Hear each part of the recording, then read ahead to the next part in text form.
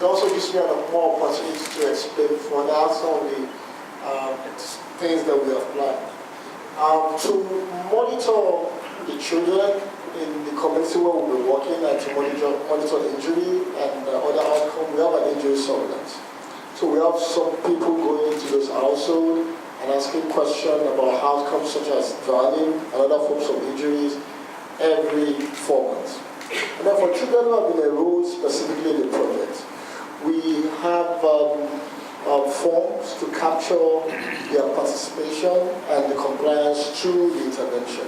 So we similarly have people go into those households for children who have been recruited into the study. They go to their household and they ask them how satisfied they are and how they use, if they use the intervention at all. And at the same time, we also collect data from the facility. So we keep track of the quality of the services that are being provided in the facility. So we have both facility data and we have population-based data to monitor compliance and participation. And then to monitor the outcome generally in the population, we have the injury surveillance. This is Mohammad Al-Hussein from Climate National Bangladesh. Thank you very much for your nice presentation. I have seen that most of your projects are being implemented in Chatpur, Kumilla, Narshingdi and Shirazganj. But many of you know that the drowning prevalence is high in Porishal division. So why you are exploring these regions? Is there any justification? Working as a program manager at IMCI. I have two questions. One is the Achol is already tested the intervention by CIPRB. What are the reasons to again testing in the large scale? That one. Another is certainly we don't know here because there is we don't know the design, the cost effectiveness. Certainly, this project design is their costing. So we are assuming that this is very costly. Both at the intervention is costly. So after this finishing of this course, we can know that what are the costing. So do you think that this type of costing intervention is scalable for the public health and for the government project? Thank you. One more question, then we respond. Institute of Epidemiology, Disease Control and Research. My concern is, thank you so much to Dr. Kalyani for the support to the whole project. And my concern is how we are going to look at the sustainability of this Achol. Thank you. As Dr. Atom already mentioned, I mean, UNICEF already supported this initiative PRECISE along with CIPRB, and we have that evidence of the cost effectiveness of Achol as well as UNICEF. I'm raising, I want to flag that issue that there are some operational issues concerning with Achol. I mean, like the developmental needs of different group of children within Achol. So how this new project will address that issue? We want to see whether after the intervention is rolled in, what extent we see an impact. And also these are areas where these sites are already have experience working in. So this is the areas are opportunistic. Yeah, we may be slightly higher in the southern part of Bangladesh, but it is everywhere. On the question on cost effectiveness and sustainability of Achol. Thank you very much for your questions. I think these are very important questions, and we have spent a lot of time discussing some of these, and I think they remain a continuing source of discussion amongst us. So what I'm going to say right now might change 1 year from now if I come back and speak to you. But first, as you know, and this is true for when you're testing vaccines or you're testing a new drug, you don't start doing one study and announce to the world that the work is over. You have to do multiple studies in different ways in order to come to a repeatable, valid conclusion before you promote or recommend something to public health. So learning from the previous projects that CIPRB and ICDDRB did, this study is advancing similar interventions, but investing two very, very important principles. One is going to a much larger scale, so that there are going to be, even just in the previous sites of CIPRB where they did maybe 500 or 600 Achals, they're going to be 1,600, 1,700 Achals. So it's nearly 2.5 times larger. Secondly, the level of data collection, the level of monitoring, the level of evaluation that has been put into this project with 3 organizations put together and the technical resource is immense, is much more than previously done. So we will feel much more confident at picking up both all injury mortality, drowning specific mortality, non-injury mortality, and so on. So I think there are specific reasons why this scale of the study is so large that we have 80,000 plus children and over 1.2 million people covered. I think the second issue of sustainability, as you know, the word sustainability means many things. Sustainability can mean going to scale. How will you take this intervention if successful and spread to all of Bangladesh, all over Vietnam, China, all over the developing world? There are different levels of sustainability, and that's exactly why we needed a study at this scale. So that first we are able to reconfirm parameters of effectiveness, and then very importantly, as my colleague said, parameters of cost effectiveness. As you know, irrespective of the cost of an intervention, the cost effectiveness ratio determines whether the dollar for the outcome, in this case maybe death or disability adjusted life year, will be value for money.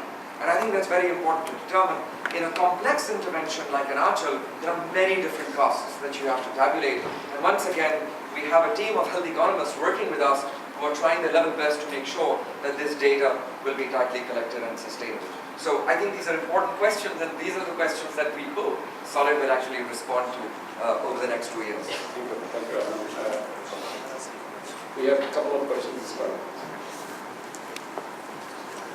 Wholeheartedly the initiator and the implementer of this research intervention work, particularly for bringing the insights, because we used to hear, and we know this drowning is a very important issue, and we used to hear a lot of the information, facts of drowning here and there. That dispersely comes to our mind.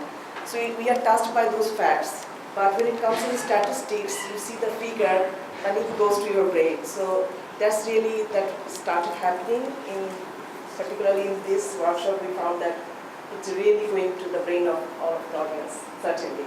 So there are a lot more to really is forwarded to do in future.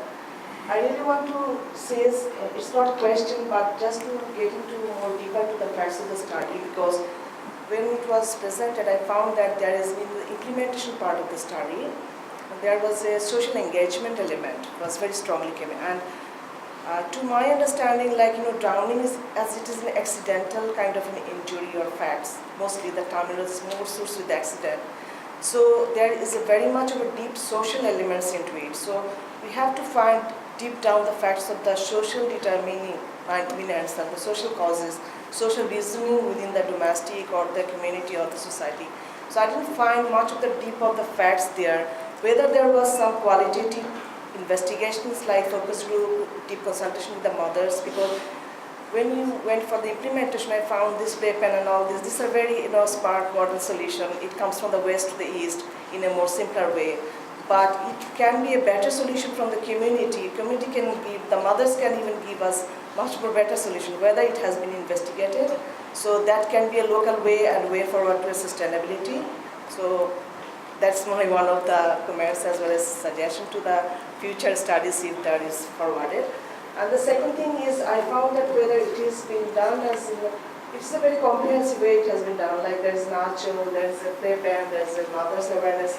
Everything is there, but maybe we have to, from the very beginning of this, like at the moment it is an intervention project, it is a very piloted one, but we have to keep in our mind to bring in the notice as well as getting the engagement of other coordinated bodies. Like for the Achal part, maybe it is at the moment at the pilot stage is fine, but for the future stage, Achal may be a solution for the mothers, like mother can organize the Achal by themselves, one thing, and the education ministry if take up this matter. So in the primary education, if drowning comes as in the curriculum, some guidance, so it has been replicated in a bigger way, so that can be one of the solutions. And mothers within their community, there are older and younger groups, so the intergenerational engagement, older mother, grandmothers, they can be the contributor of the Achal concept. They can participate strongly because the productive young mothers goes to the work, but the older generation they have. So we can make a kind of a community approach to take care of the Achal thing rather by the community than the project itself. So these are my kind of little bit of suggestion, knowing the facts at the moment. Thank you very much. And thanks for the initiative who have done the study. It is a very good work. Thank you. And disaster management of a friendship. We heard about friendship, we have floating hospital and we work in Chor and island area and coastal belt. I really appreciate the presentation, the initiative, and the whole decade we working for the drowning issues in the country, and it's very solid area we are looking for. Two things I'm looking for. Basically, we are working more than 100 islands, small islands, and my two wing. One wing is education, one wing is disaster management. How really I can help my parents, because the replication of Achol is, to me, is very costly for my project, my organization, my area. So I can looking for the family education part, what really Achol can help me, the solid can help me near future to help parents how to they spare their time within their household works and within their daily work. How can they can manage themselves to make sure their children are safe. How I can really learn from here, the community will have their watchdog, not as part of project, as part of their community responsibility, civic responsibility. This is one thing. The another thing, in disaster response program, in my program, I am helping people for preparedness. So for disaster situation, in emergency situations, particularly flooding situation, is a havoc. So how I can really help them to learn new things, how to prevent, to protect their children during disaster situation, flooding situation, whatever emergency situation. Thank you so much. So thank you very much. I'm thinking that when I saw the benefit of this project, the immediate benefits that will prevent the death from the injury, and then early childhood development, and then other livelihood options. But I think that there is another benefit, that is the protection issues. Because when children will be there from the morning till noon, they will be protected from the other circumstances also. So that can be the other benefit from this project I can see. And then about the sustainability point of view, we can consider that the integrated program for the others thematic area or development area also. We can consider that also this program. Thank you very much. This is Mustafa Zaman from the World Health Organization. I would like to congratulate the initiators of this important program or intervention program.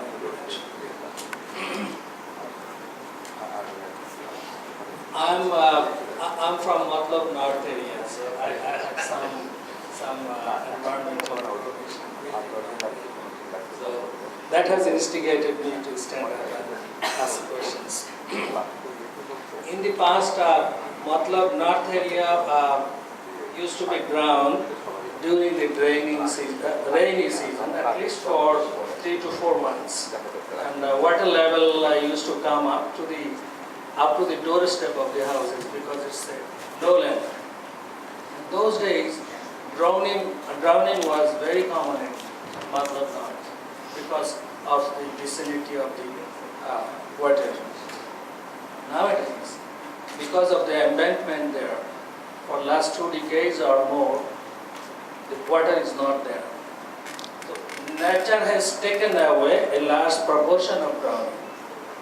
My question is how you are going to adjust this issue in your analysis, whether that has been already taken care of, or you are going to, probably I could not be here. I also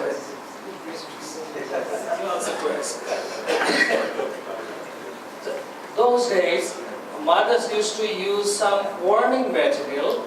We tell it ghungur, I don't know the English word. Yes.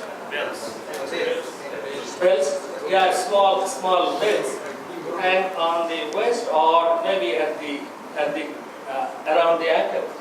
So whether we have tried to improve that version also, because our mothers are acquainted with that. That's a local technology that could be also facilitated there.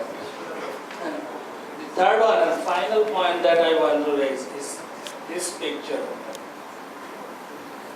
Looks like This might have been tried in many parts of the world, but I am really shocked to see when I was at that age, I was allowed to play around, walk around, to build my body, to have adequate physical exercise. Now, I'm putting my baby into a cage to grow like a broiled chicken. So, yeah, that's my immediate impression. I might be wrong. And how many hours they are kept there, and how many hours are taken out of that natural life, and whether that science has any implication on that issue. I don't have any evidences in my mind, but as a lay person on that issue, that's the striking point to me. Whether we can give a closer look at it, but to allow the people to grow naturally. Thank you very much. They started the project Achol, and I was the designer of Achol project. So I'm really grateful to CIPRB that they have given me the chance to do that. But it was in a small scale. So my question, and I must say that the beauty of Achol is that it's just not one objective. Maybe the primary objective is about drowning, but she just mentioned that is also good for protecting kids. And my part is important is that it's really helping kids to develop developmentally appropriate way. And that's the beauty of, Achal program. But my concern is not question, but concern is that when it's really going for scaling up, we really need to think about how we are going to train the Achal mothers. And we shouldn't be just doing everything in a very hurriedly or something like this. We should have to be very conscious about the stages of, the training system. So that's my concern only. Thank you. It looks like that, but number one thing is that we need to save life. And number two, the timing that you are asking for, it's not that we will keep a child for all day.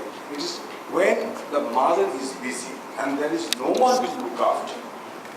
For that brief period of time, a child will be kept in a playpen. What's the average duration? We are going to test it, and maybe 5 minutes, maybe 10 minutes. I can tell you an event where the mother went to the washroom and there was none, and a baby of around 11 months was there inside the home. When she came out from the washroom, he died and was drowned. So we want to save those lives to putting them into the playpen for a very brief period of time.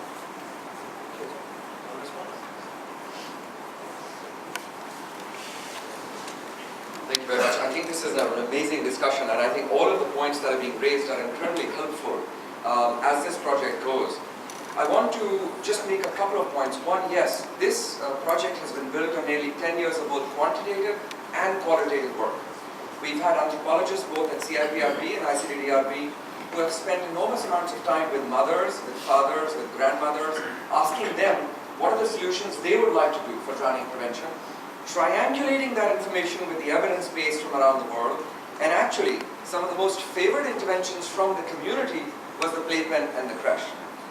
We explored nearly 6 other interventions as well in pilot studies both at CIPRB and ICDDRB that were actually rejected by the community.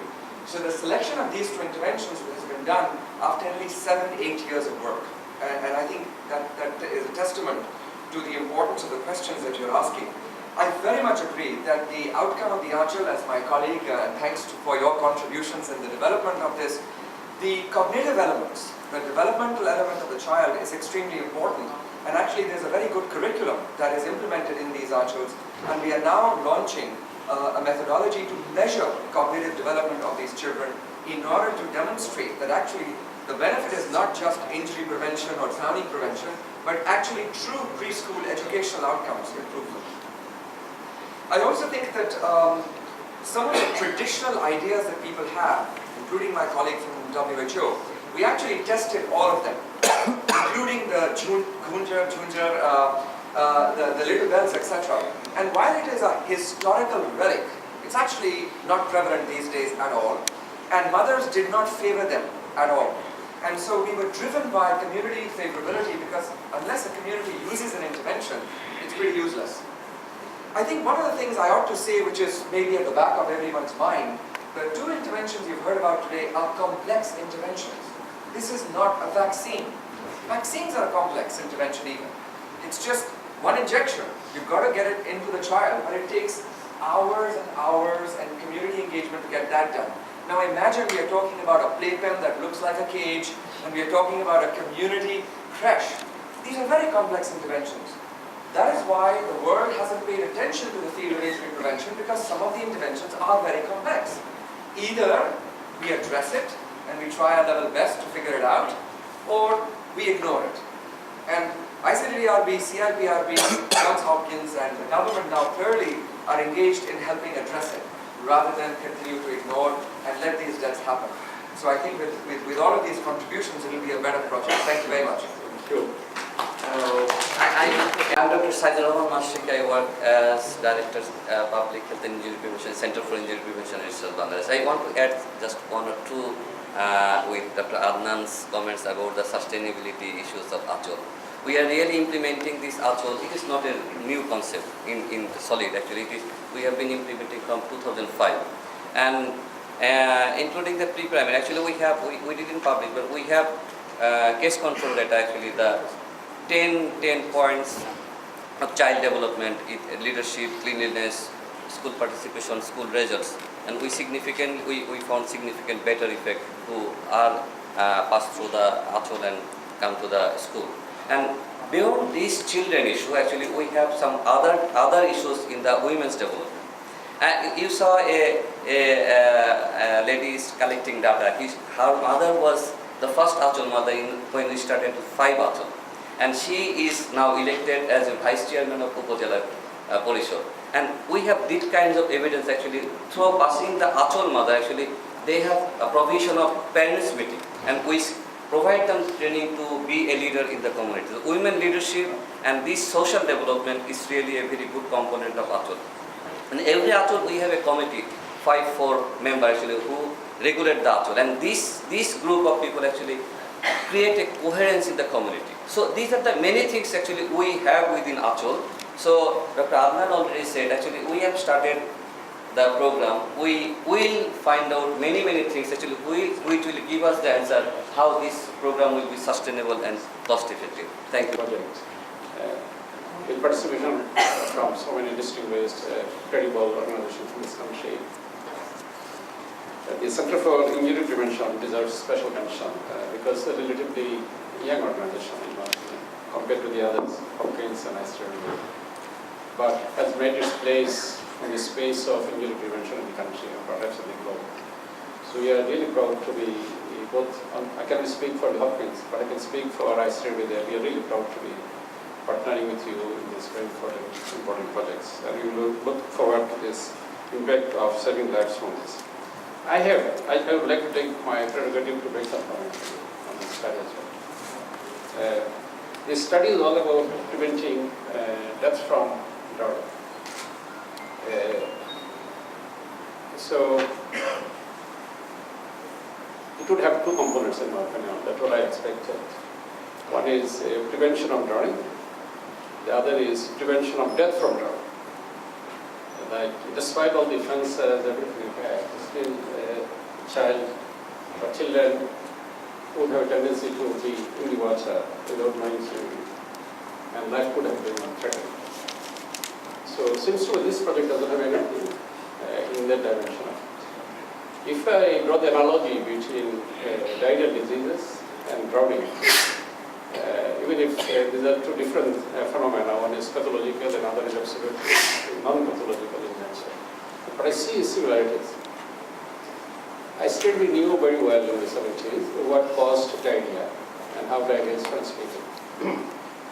And the best solution was safe water and sanitation. Our presence in Matlab has been the hotbed for diarrhea and cholera. And we exactly knew what can bring sustainable solution for those. But I said we opted for curative management, clinical management of diarrhea, rather than prevention of diarrhea. Why did so? That was not a mistake. There was a lot of thought behind. We thought that given the environment the way matlab goes underwater, half of the year, toilet, storage, everything gets inundated, all become the same. So to have an impact or intervention in improved water and sanitation would be a nightmare, that would not be possible. So for us, only option remains is to give attention to the management of the area, which we have done, and we have proved to be right in that direction, still continuing to be the yes. But here, seems to me, despite all these preventive measures, still kids will be drowned. And we are not paying attention to them, how to manage those incidents of drowning. Whether at the household level, is there any appropriate behavior a member should do, resuscitation, and there are all malpractices in terms of managing a drowned kid. I mean, they circle around the head with an aim to throw out the water, they press the tummy to get out the water. There are many other things which may be not scientific, even can be more disastrous for these other kids. That part to me was entirely no. And by the time the project becomes successful or failure, by the time we know it, many kids will die simply because of inappropriate management of drowning cases. I was drowned twice. I mean, if drowning is death, that was not the case. I remained alive. What my mother did, I mean, I was in the ponds with my other siblings and friends who were much smarter than me, who could swim, but I could not. So I was in the safe land in the pond, and they drove to drive across the pond. And I started to be courageous, step one step next to them. I got into it. And suddenly they realized that I am floating. They came back and rescued me. And both the time I remember my mother, after hearing, took very delicious food, egg, other delicacies, what can be found in a village environment, offered to the pond. Because she thought that the pond was somehow hungry and needed something. So I was the person to be impressed. So because I was spared, so the pond should be taking the food and this kind of thing. I think that psychology has to be understood to make an intervention effective and acceptable in the community. I also see the community to be very trendy nowadays. It's not the community which we saw during my childhood or many of your childhood. Another example in place would be the arsenic contamination of water. We knew that the filtration does work, and in this traditional society of South Asia countries, Pakistan, India, Nepal, we had pictures of filters. In our childhood, those filters are everywhere. In the schools, the railway stations are everywhere. Chuckle, sand, few other people. And for arsenic, a modification of the weather solution. We tested with brag and other things. It was not taken up by the community, simply because it was not trendy. It could be a piece of antique in your drawing room, but no more than a piece to work on a day-to-day basis. Community didn't accept it. It's not modern. So Gungur will not make it, because Gungur is not trendy. People will laugh at it. When a kid, as soon as he realizes, we throw it out. Whether we put enough thought to the Gungur with a trendy solution for it. Can there be just for example, a tablecloth or a watch which is mounted in the wall, and it could be equipped with a chips, and that chips could somehow be as a watch or something on the kid's belly, like a gungur, doesn't make any noise, but would warn the family that the kid has exceeded the limit, beyond which you should be concerned about. I mean, I thought you haven't put enough about thinking to make the traditional knowledge, to convert them into a trendy product, and to replace the gungur in the 21st century. That could have prevented. There could be many of those ideas. With the fans, I have the same sentiment like him. I mean, fans of this kind during my childhood was used to keep the baby goats or baby dogs. If people have money, they create a fence like this. If people don't have money, they dig a hole in the yard and put the baby dogs in the yard, so that he or she stays there. The mother comes and feeds whatever it is. So I'm sure, I mean, the way Arman explained to us, all these options are tested, and whatever are accepted by the community is being put forward as intervention. I have no doubt about it. I will just conclude my speech by emphasizing the need for managing drug cases side by side, if not alongside with it, but as a separate arm to the study, whether those kind of things makes a difference. And the beauty is in both interventions. If it is accepted, the beauty is like ORS, it can empower people at the household level. They don't have to be dependent on external things to buy things. They can make it of their own. It empowers people to do it. So intervention should always have an aspect in terms of design, whether it creates independence, it empowers people, or it creates dependency of them to the, in any either way. This project is moving, in my opinion, it passes through this criteria, and I'm personally very happy to see this. I don't have much to add. As I said before, we are very proud to be part of this. And with all of your participation and support, and kind of interested of seeing in people. So you're very fortunate in that regard. I'm sure you'll make best use of the opportunity you have. And I look forward to your work with no doubt from Brian. Thank you very much. Thank you. We're nearing the end of today's proceedings. Lastly, I would like to invite Professor Fazlur Rahman, Executive Director, CIPRB, to wrap up today's session and give the concluding remarks.